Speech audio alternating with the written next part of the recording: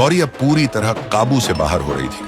हर रात 2 बजे ढोलक की गूंज से पूरा गांव कांप उठता। लोगों के खेत सूखने लगे, गांव के तालाब का पानी काला पड़ गया और बच्चे बीमार पड़ने लगे। गांव के लोग डर के मारे भागने लगे, लेकिन तभी एक अजनबी गांव में आते देखे। उसका नाम था कालू बाबा। कहते थे कि कालू बाबा के पास एक पुरानी मंत्रों से भरी तांत्रिक घंटी है। उससे वो कई बार भूत प्रेत भगा चुका था। गांव वालों ने उससे गुहार लगाई, कालू जी, गौरी को बचा लो, वरना ये थुंग थुंग सबको मार डालेगा। कालू ने घर के पास गौरी को देखा।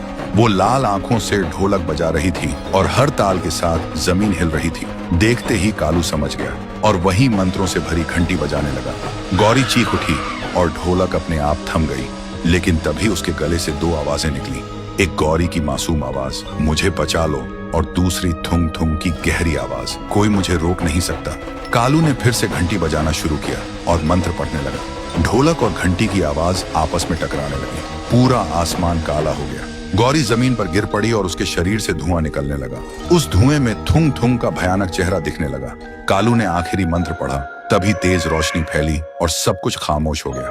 फिर कालू ने गांव वालों को इकट्ठा करके कहा, श्राप अभी खत्म नहीं हुआ है। थुंग थुंग सिर्फ दबा है, मिटा नहीं। एक दिन ये फिर लौटेगा और तब कोई नहीं रोक पाएगा। फिर कालू गांव से चला गया। गांव धीरे धीरे शांत होने लगा। लोग सोचने लगे कि अब डर खत्म हो गया है। और देखते ही देखते 6 महीने बीत गए। लेकिन अब भी गौरी की हथेलियों पर वो ढोलक के निशान मौजूद थे।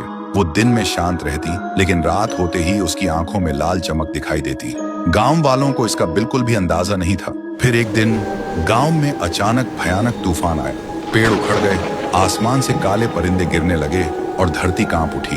और उसी रात ठीक 2 बजे जब सब कुछ शांत हुआ, तब अचानक ढोलक की गूंज फिर से सुनाई दी। लेकिन इस बार आवाज पहले से कई गुना ज्यादा भारी थी, जैसे सैकड़ों ढोल एक साथ बज रहे हों। लोगों ने देखा, गौरी अब इंसान नहीं रही। उसका शरीर अब पूरी तरह थुंग थुंग में बदल चुका था और उसके चारों तरफ सैकड़ों आत्माएं घूम रही थी। वो सब आत्माएं जो कभी थुंग थुंग की ढोलक में कैद थी। सबसे अजीब बात यह थी, उसके पास अब ढोलक नहीं था, लेकिन फिर भी ढोलक बज रहा था। गांव का हर घर ढोलक की आवाज से कांप रहा था। बच्चे चीखने लगे, बुजुर्ग बेहोश होकर गिर पड़े। फिर सुबह होते ही गांव के लोग इकट्ठा होकर कहने लगे, इस बार सिर्फ गांव नहीं, पूरा इलाका खतरे में है। और तभी कालू बाबा गांव में फिर से आते दिखे।